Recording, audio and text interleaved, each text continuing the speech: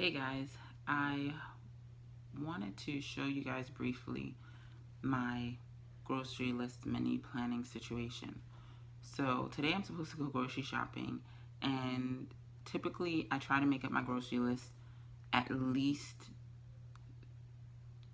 2 to 3 days before I actually go.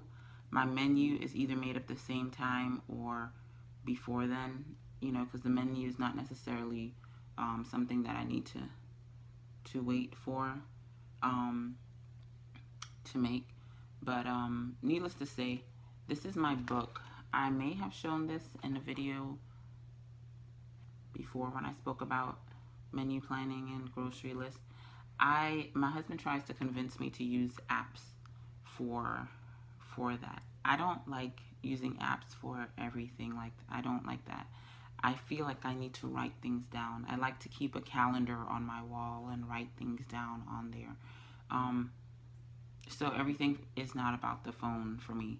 But I like to write down my menu and my grocery list in the same book. So when I'm going to the grocery store, I have my book, and just in case I forget anything, I can look at the menu and see. Typically, this is a good one to look at, I guess. I have 8 meals planned, 7 for us, and 1 to take to church because we have a fellowship meal every month. So I plan to bring something for that. So as you can see here, hopefully you can see, I just write down pretty much everything that I'm gonna make over the next 2 weeks, and next to it is the grocery list. Yeah, so I have my Aldi store, Costco, and somewhere, this is Walmart, and I usually write down somewhere on the page what I've spent and if I have anything left. So if I need to go pick something up or something like that in the middle of the week that wasn't planned for, I may have forgotten, I know I have that amount of money left to do that. So, and again, here on my dinners, I highlight what I made. And there are some weeks, like you see here, that I may not use certain meals. And that can be for a couple different reasons. Either we ended up not needing it, one meal stretched for an extra day, or we were invited to dinner somewhere, things like that. Or I may have looked and thought to myself, I don't really feel like making that, and I end up making something else with what I plan to use for that particular meal. So, but most of the times I try to stick to what I planned to make. I also put down what meat it is, like in the sideline, to try not to try and mix it up just a little bit. I don't mix it up too much because the fact is, certain meats are expensive. So I try to stick to certain things and, that sort of things. This was last week.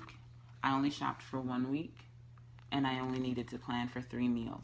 I don't know if I just said this. I cook for 2 days, so we have leftovers. We almost always have leftovers the next day. So I don't cook every day. That may not work for everyone, but I can't.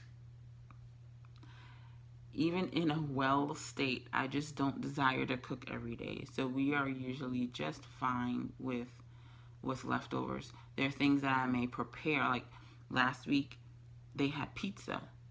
So I made the pizza dough in my bread maker, but I made 2 batches of pizza dough and I split it in half.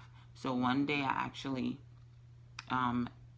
made the dough and the pizza. The next day I already had the dough, so I just had to roll it out and actually cook that, but I didn't have to do too much work. But things like that I may have to redo, but typically I cook for 2 days.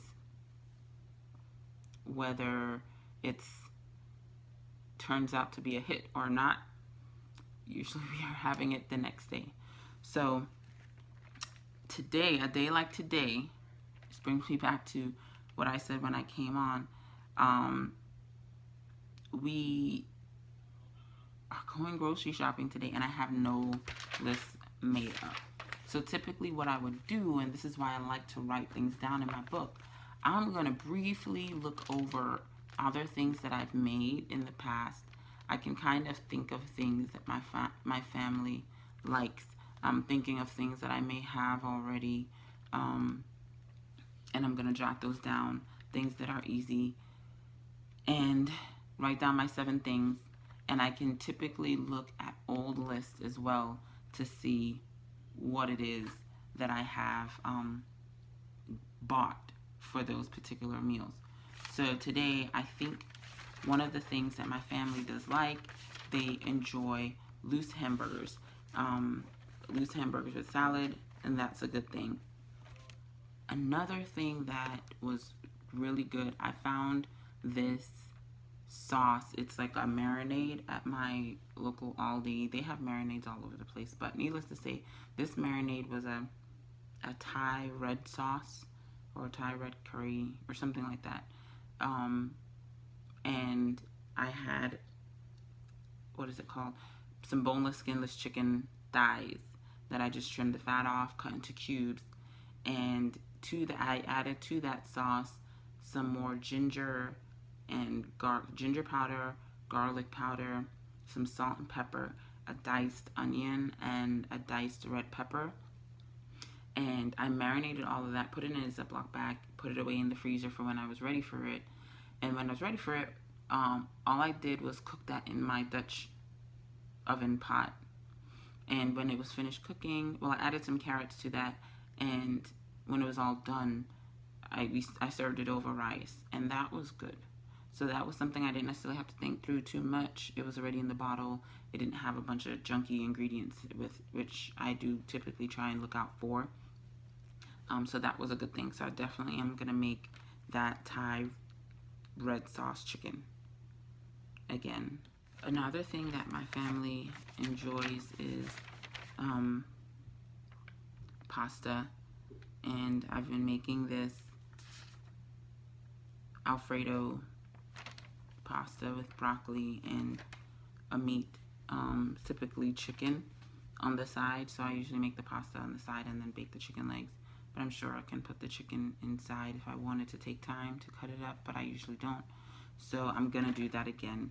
The Alfredo noodles with broccoli with chicken legs. I have dried beans, something else that my family likes, which is very simple, but they like it if it's done right. It's just rice with beans on top and crumbled bacon.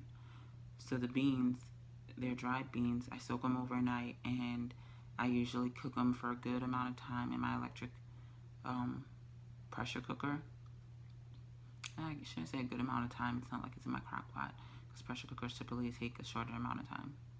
Needless to say, I cook that in some broth, season it well, and I like beans that are not whole if they're going to go over rice like that. So it's kind of soupy and thick because I mash them with a potato masher and stir it around so the broth gets kind of thick from the beans, and crumble bacon over it. So they like that as well. Chicken quesadillas.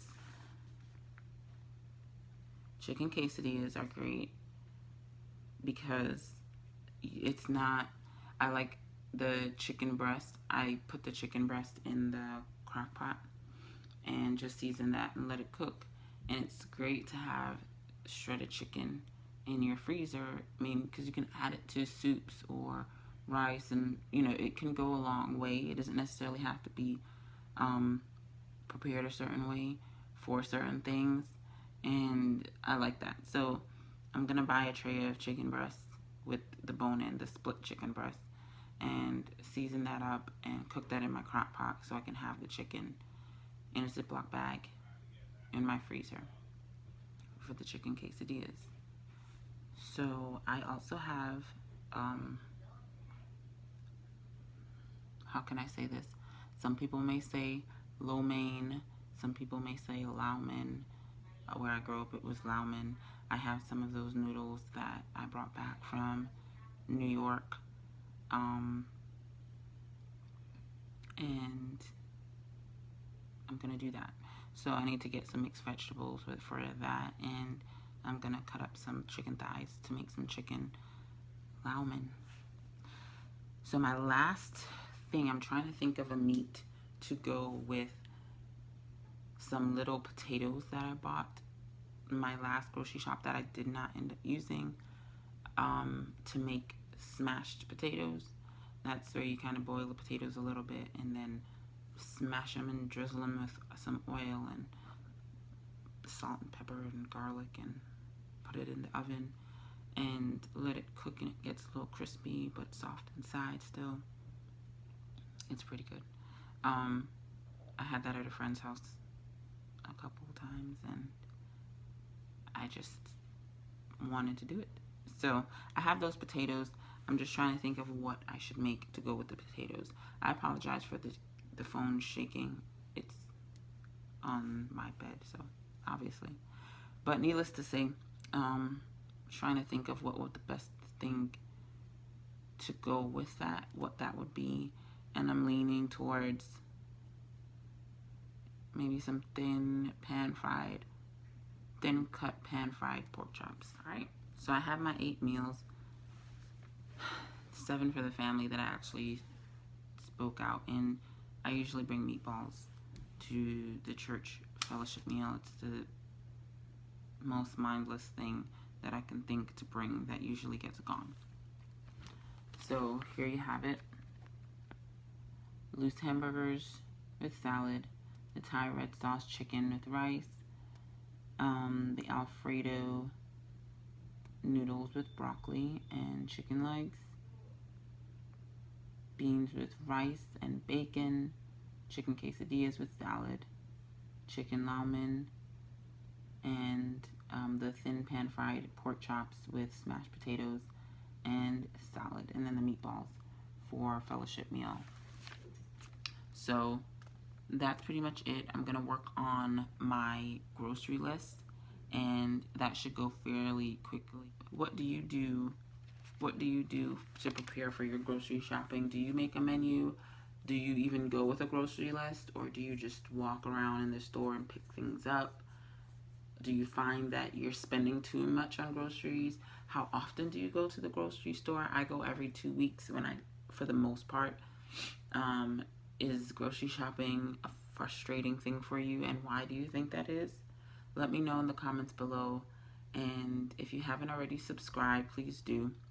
If you don't follow me on Facebook and Instagram, do that. I'll put my usernames in the description box below. I post things there all the time, whether it's food or other things that you can ask me questions about. But I look forward to seeing you guys in the next video. Bye-bye.